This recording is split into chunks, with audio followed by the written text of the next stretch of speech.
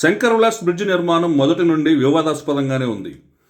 కేంద్ర మంత్రి పెమ్మసాని చంద్రశేఖర్ ప్రతిష్టాత్మకంగా తీసుకోవడంతో రాజకీయ విభేదాలకు బ్రిడ్జి నిర్మాణం కారణమైంది. అయితే డిజైన్ దగ్గర నుండి నష్టపరిహారం పంపిణీ వరకు అనేక సమస్యలు చుట్టుముట్టాయి. ఒక్కొక్క సమస్యను పరిష్కరించుకుంటూ వచ్చిన పెమ్మసానికి పాత వంతెనలోని రైల్వే పోర్షన్ తొలగింపు పెద్ద ఊరటనిచ్చిందనే చెప్పాలి. జనవరి 27వ తేదీన సెంట్రల్ పోర్షన్ తొలగింపు పనులు మొదలయ్యాయి. ఫిబ్రవరి 27వ తేదీ నాటికి మొత్తం పిల్లర్లను తొలగించారు. 3 భారీ క్రేన్లు పెట్టి ఎక్కడా రైళ్ల రాకపోకలకు విఘాతం కలగకుండా తొలగింపు పూర్తి చేశారు. ఈ సెంట్రల్ పోర్షన్ తొలగించడానికి రైల్వే అనుమతులు లేవని, పెమ్మసాని ఇష్టారాజ్యంగా చేస్తున్నాడని వైసీపీ నేతలు పెద్ద ఎత్తున ఆరోపణలు చేశారు. అయితే పెమ్మసాని అనుమతులు తీసుకొచ్చి ఒక ప్రణాళిక ప్రకారం పనులు పూర్తి చేయడంతో ప్రతిపక్ష పార్టీల విమర్శల్లో పసలేదని తేలిపోయింది.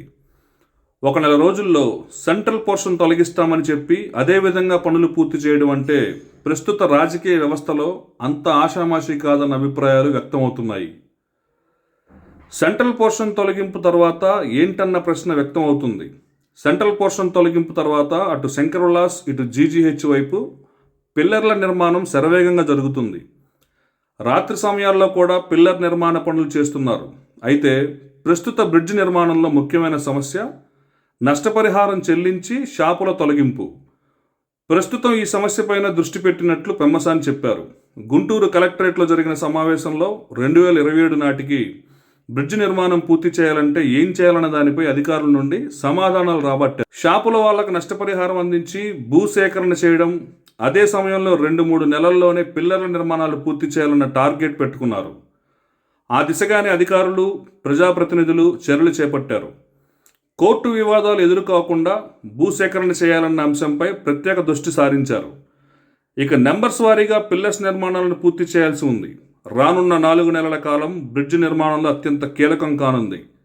దీంతో ఈ సమయంలోనే పిల్లర్లు పూర్తి చేస్తే అనుకున్న విధంగా ముందడుగు పడినట్లేనన్న భావం వ్యక్తం అవుతుంది. మరి అనుకున్న విధంగా పనులు జరుగుతాయో లేదో అన్నది వేచి చూడాల్సి ఉంది. అంటే ఇప్పుడు శంకర్ విలాస్ బ్రిడ్జ్ ఒక ఐటెం తీసుకుంటే కొంత ఒక 40 మంది ఇంకా ఇవ్వని వాళ్ళకి ల్యాండ్ ఎక్విజిషన్ నోటీసెస్ ఇవ్వటం కానీ దాన్ని క్లియర్ చేసే విధానం.